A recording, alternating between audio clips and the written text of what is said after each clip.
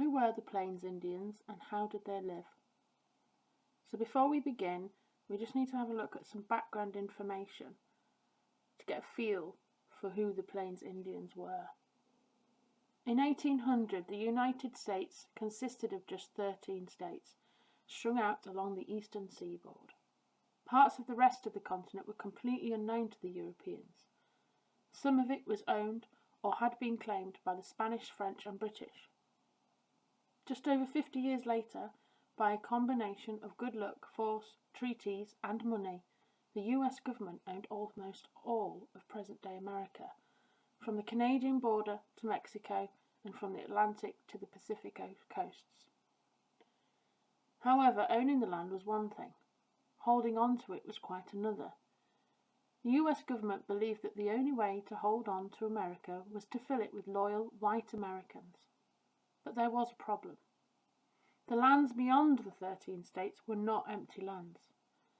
The people who lived there were the native peoples of America, the North American Indians. These were people with very different hopes, ambitions, beliefs and lifestyles from the Americans who were to push the frontier of settlement westwards.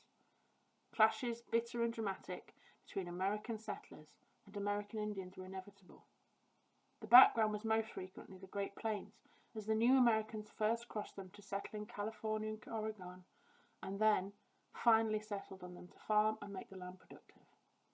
This activity was totally alien to the Plains Indians, who had adapted to living on the Great Plains in a completely different way. Who were the Plains Indians and how did they live? Religion. The beliefs of the Plains Indians underpinned everything.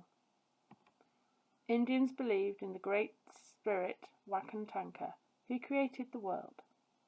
They also believed in all living things having a spirit.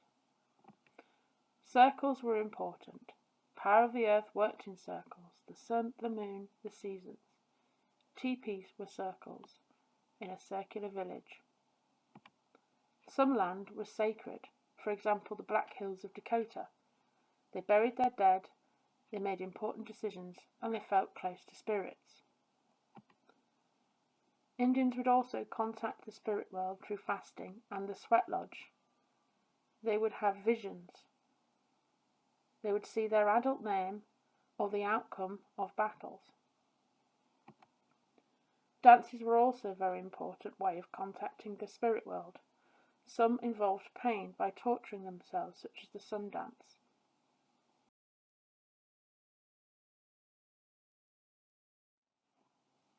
Hunting.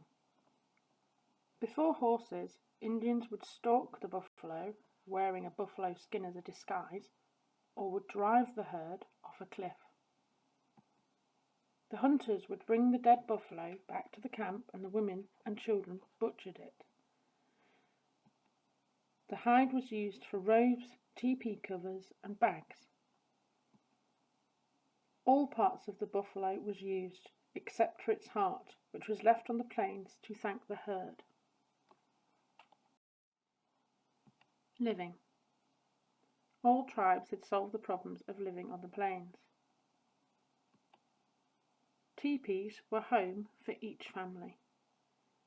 They protected them from weather and could be easily packed away to move. Boys learned horsemanship and fighting. Girls were taught how to provide food and clothing. Whilst the men defended the village, women made day-to-day living possible. Indians also practiced polygamy, that is, having more than one wife. Often wives of men who had died in battle were shared out about those that were left.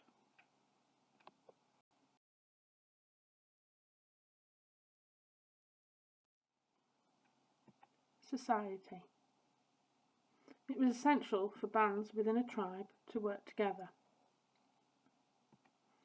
Chiefs led their bands and attended the tribe council. During meetings, the pipe of peace was used. They believed the smoke would carry their words to the spirit world. Every tribe had its own warrior society. Their role was to protect the women and the children. They also managed the hunting of the buffalo to ensure that not too many were hunted, and they were always consulted before making decisions. Horses. Horses became essential to the Indian way of life. At first there were no horses until around 1600 when the Spanish introduced them. The Pueblo Indians rose up and drove out the Spanish. They took their horses and traded them with other tribes. At first they only stole and traded the horses. Then Indians began to measure their wealth by horses. For example, in 1869 the Comanche had 7,614 horses. Horses allowed the Indians to follow the buffalo herd and hunt more successfully. Fighting. The only way for a boy to earn respect was winning in a battle. Indians would not understand the way the white man fought.